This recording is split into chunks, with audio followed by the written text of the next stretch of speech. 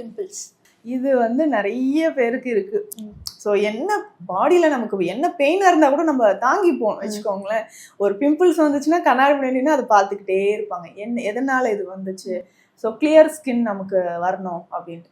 So இப்போ வந்து பேசிக்காக பிம்பிள்ஸ் வருதுன்னா இந்த அடலசன்ட் ஏஜில் வரும். ஸோ டீனேஜில் நிறைய பேருக்கு இருக்குது. ஹார்மோன் இம்பேலன்ஸ் இருக்கிறவங்களுக்கு நிறைய பேருக்கு வருது. மெயினாக பார்த்தோம்னா நம்ம உடலில் டாக்ஸின்ஸ் நிறைய இருந்தால், ஸோ டாக்ஸின்ஸ் அப்படின்னா குடல் கழிவுகள் இருக்கும் பொழுதோ, கான்ஸ்டிபேஷன் ரொம்ப நாளாக இருக்குன்னு வச்சுக்கோங்களேன், கண்டிப்பாக நமக்கு வந்து பிம்பிள்ஸ் வர்றதுக்கு சான்சஸ் இருக்குது.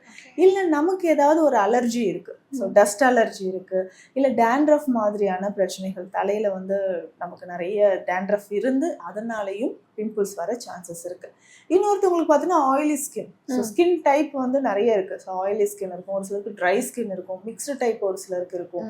ஸோ இந்த மாதிரி ஆயிலி டைப் இருக்கிறவங்களுக்கு நிறைய பிம்பிள்ஸ் வர்றதுக்கும் சான்சஸ் இருக்குது. இன்னொன்று ஸ்ட்ரெஸ் அண்ட் டிப்ரெஷன், இல்லை ஏதாவது ஒரு மெடிசின்ஸ் எடுக்கிறோம், இல்லை அடிக்கடி ஒரு சிலர் வந்து இந்த காஸ்மெட்டிக்ஸ் சேஞ்ச் பண்ணிக்கிட்டே இருப்பாங்க.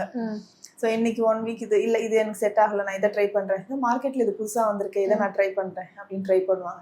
ஸோ அந்த மாதிரி சேஞ்ச் பண்ணிக்கிட்டே இருந்தாலும் ஸ்கின்ல அலர்ஜி ஆகிட்டு பிம்பிள்ஸ் நிறைய வர்றதுக்கும் சான்சஸ் இருக்குது. ஓகே.